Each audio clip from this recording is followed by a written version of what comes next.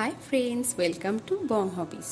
আজ আমরা বানাবো লাউ পাতা দিয়ে চিংড়ি মাছের পাতুরি। তো চলুন শুরু করা যাক।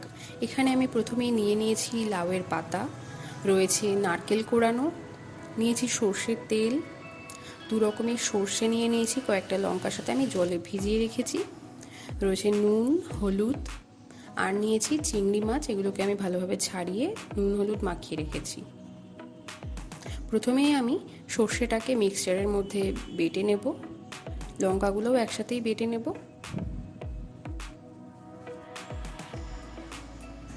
এরপর আমি একটা পাত্রের মধ্যে চিংড়ি মাছগুলোকে নিয়ে নিচ্ছি।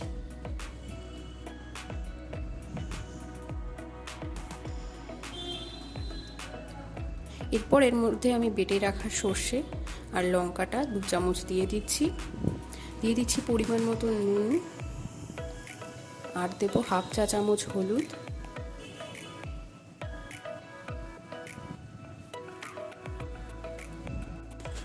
এবার এর মধ্যে দিয়ে দিচ্ছি 3 চামচ নারকেল কোড়ানো,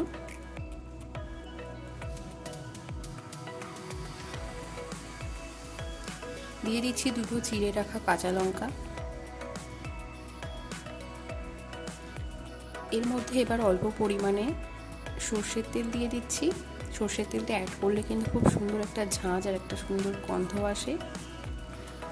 এর মধ্যে এবার পরিমাণ মতন কিছুটা চিনি দিয়ে দিলাম। সব কিছুকে খুব ভালোভাবে মিক্স করে নিচ্ছি।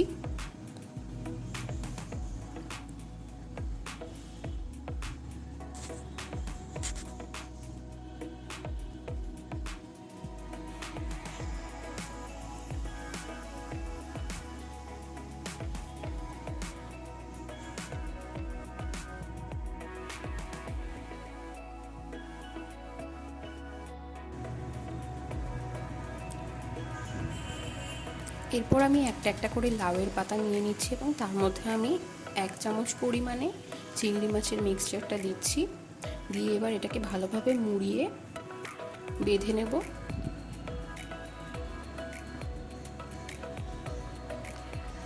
বাঁধার জন্য এখানে আমি কটনের সুতো ব্যবহার করেছি। এখানে কিন্তু কটনের সুতোই ব্যবহার করতে হবে, অন্য কোনো রকম সুতো ব্যবহার করলে কিন্তু হবে না।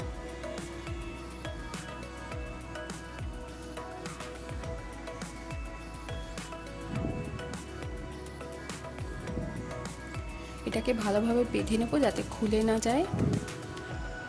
এইভাবে আমি বাকি সবকটা কিন্তু বেঁধে নেব।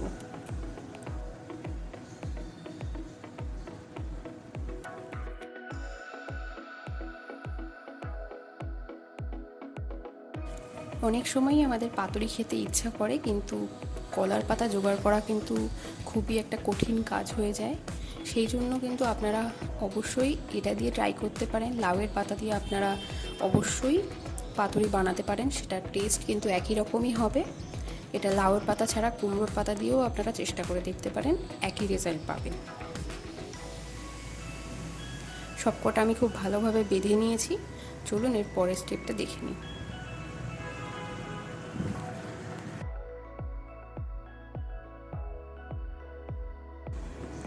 এবার কড়াইয়ের মধ্যে আমি 15 ml মতন তেল দিয়ে দিলাম। তেলটা গরম হয়ে গেলে এবার আমি যেগুলো লাউয়ের পাতা দিয়ে বেঁধে রেখেছিলাম সেগুলোকে কড়াইয়ের মধ্যে একে একে দিয়ে দিচ্ছি।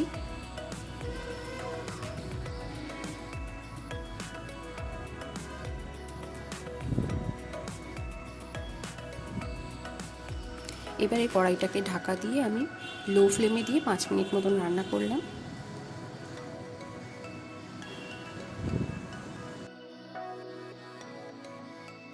পাঁচ মিনিট রান্না করার পর এগুলোকে আমি এবার উল্টে নিচ্ছি।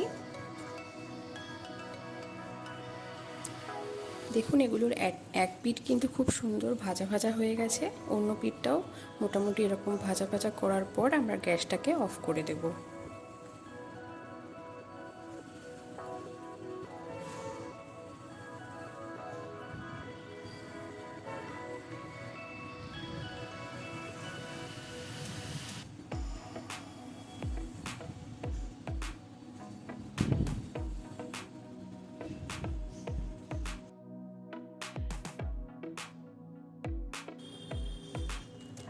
লাউয়ের পাতা দিয়ে চিংড়ি মাছের পাতুরি পরিবেশন করার জন্য একেবারেই প্রস্তুত।